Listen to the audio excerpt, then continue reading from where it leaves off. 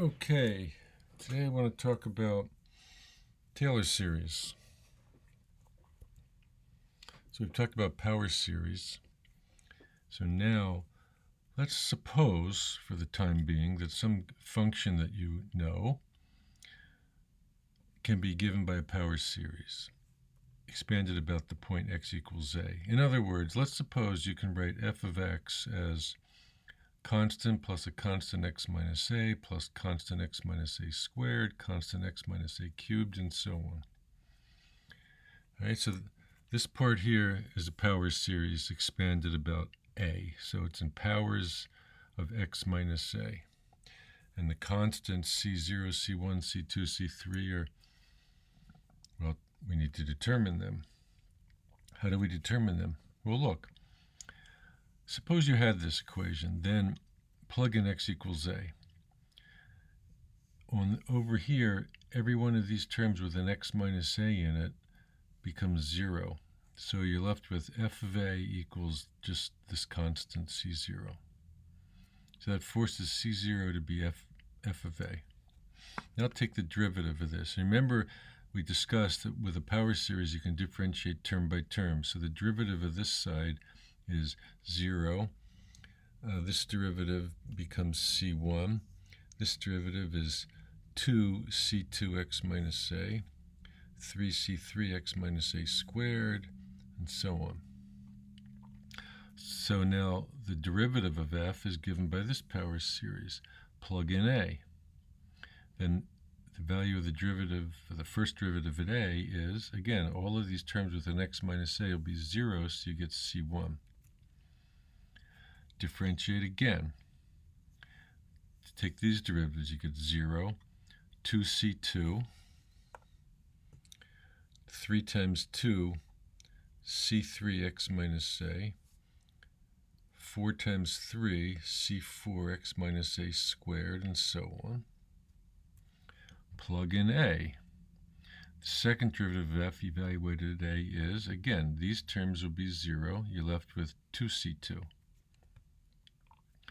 Third derivative. Differentiate again. 0, 3 times 2 times c3, 4 times 3 times 2 times c4x minus a, and so on. Plug in a. All the terms from here on are 0. You get 3 times 2, which is just 3 factorial, times c3. One more time. Take a fourth derivative. Right, when we want to indicate derivatives with a number here, we put it in parentheses. So the derivatives, this is 0. This will be 432c4. The next term will be 5432c5x minus a, and so on. More higher and higher powers of x minus a. Plug in a. All of these terms are 0. You're just left with 4 factorial c4. And so on. I think the pattern is pretty clear, right? In general, the nth derivative of the function evaluated at a is going to be n factorial times this constant, times the nth constant, which, in other words, the nth constant is nothing but the nth derivative evaluated at a over n factorial. So what we've done is, if we assume that the function is given by some power series, we have figured out what all the constants are, all the C0, C1, C2, and so on. They are forced to be this value. So they're all given by the various derivatives of the function evaluated at a over n factorial. So that's this theorem. If, all right, and it's an if. If f has a power series expanded at a, then it must be this one, because the constants must be given by this formula.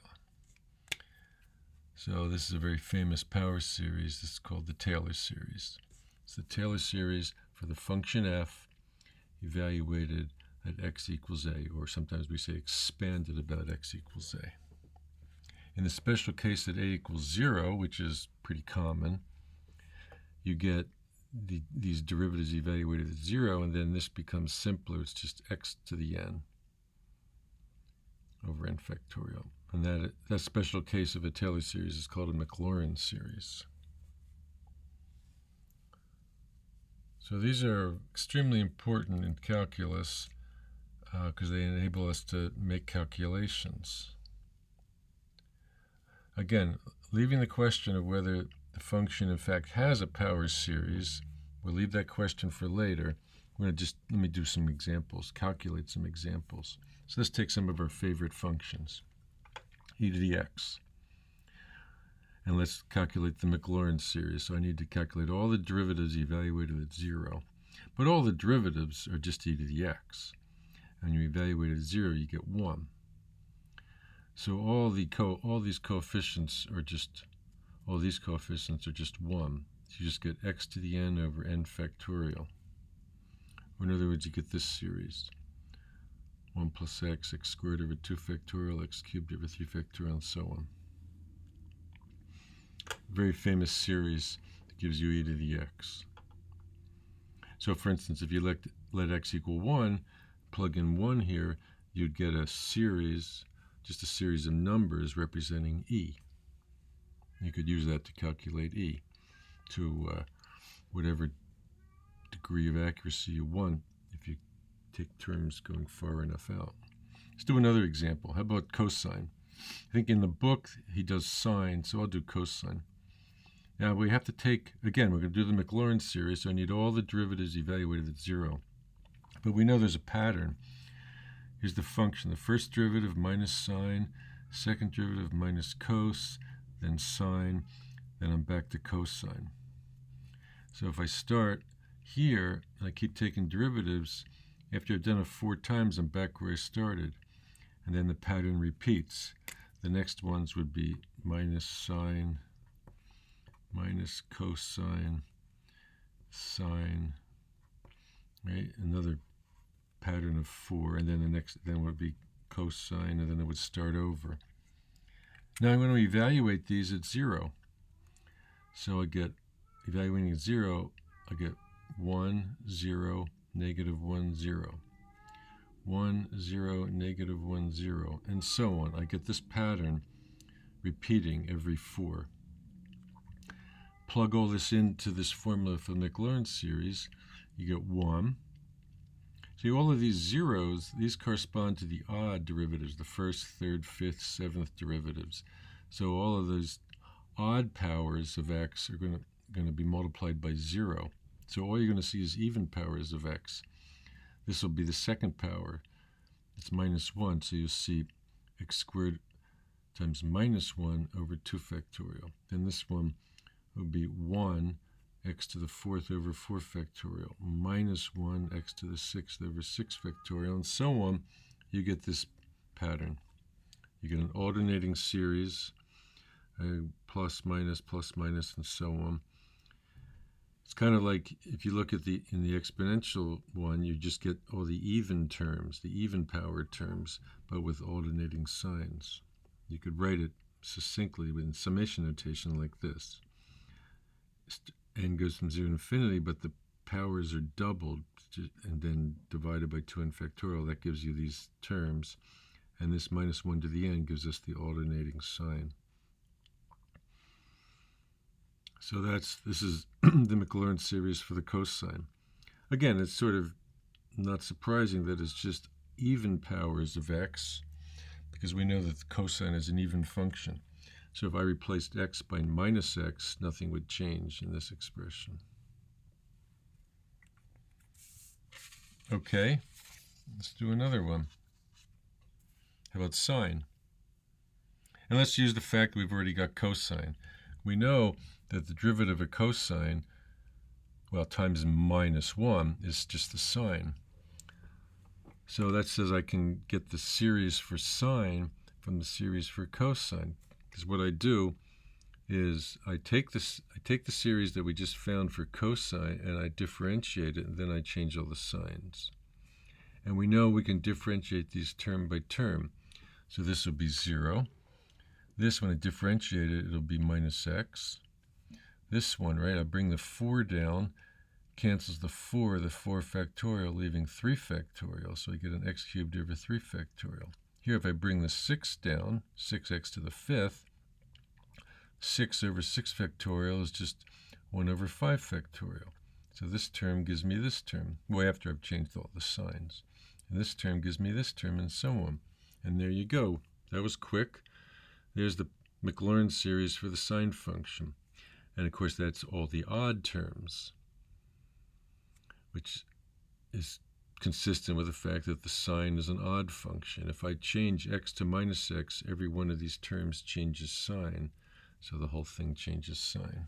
So there's a nice way to write the sine function, the Maclaurin series for sine in the summation notation. One last one. Pick k to be any old real number and look at the function 1 plus x raised to the k.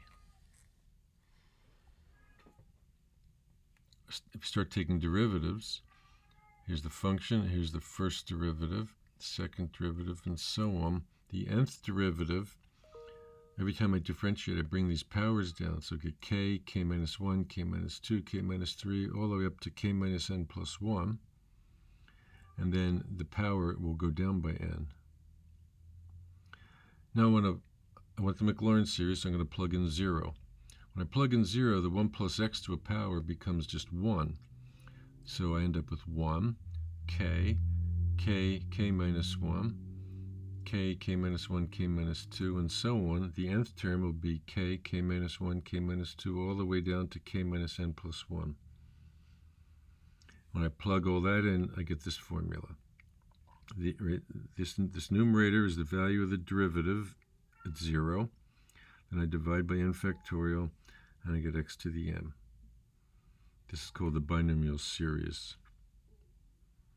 All these series, by the way, were discovered by Newton. So they go back a long time. Now, one nice thing about this one is if k is a positive integer, right, suppose k was 3. Then when I took, the fourth derivative, I would get k minus 1, k minus 2, k minus 3. But if k was 3, that would be 0. And then every term beyond that would contain a k minus 3, so they'd all be 0. In other words, at some point, all the terms are 0. Instead of an infinite polynomial, you'd get a finite polynomial. And in fact, what you actually get is you get the binomial formula. Some of you may recognize these terms as binomial coefficients. These are the binomial coefficients that you're used to in the case that k is an integer somewhere between 0 and n. The k is any integer, and I'm switching k and n. If k is any positive integer, then these are the binomial coefficients, which sometimes are written as this way, if you remember. K choose n. I don't want to go into the binomial theorem now. I guess we discussed it in the past, but it's been a while. So let me leave it at that. If k is a positive integer, these terms, at some point, they're all 0, so you just get a polynomial, and in fact, what you see is essentially the binomial formula. But when k is not a positive integer, like suppose k was a fraction, you could have like, for example, you could have the square root of 1 plus x, right? That would be a typical example, because that'd be like 1 plus x to the half. Then k is a half. All right, you could put in any power you wanted, and this would be a way of expanding a function of this nature in this infinite polynomial. And I won't bore you with the details, but if you do that for k, something other than a positive integer, so you actually have an infinite series, and you employ the ratio test, you'll find out that this series converges for absolute value of x less than 1. See, the last few I've done, exponential, sines, and cosines, these functions, if you look at this one and use the ratio test on this, you'll find out that this converges for all values of x. So the radius of convergence is infinity. That's true for exponential, it's true for cosine, it's true for sine. They converge for all values of x. This one only converges if the absolute value of x is less than 1. All right, so there's some of the standard examples. You'll find a few more examples in that section of the book. Let me just show you an application of this, how you can use this to numerically estimate some quantity. Here's the quantity. I want to look at the integral of sine of x squared from 0 to 1. Now, this would be a hard integral to do. This is not some obvious integral. But let's find a series to express this. Sine of x is this infinite series. If I replace every x by x squared, I get that the sine of x squared is this corresponding series. So the x becomes x squared. The x cubed is x to the 6th, x to the 5th, x to the 10th, and so on.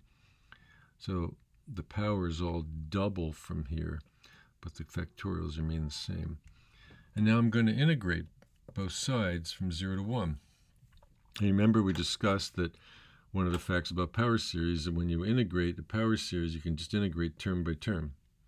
So if I integrate this term by term, x cubed over 3, x to the 7th over 7, 3 factorial, x to the 11th over 11 times 5 factorial, x to the 15th over 15 times 7 factorial, and so on, with the appropriate alternating signs.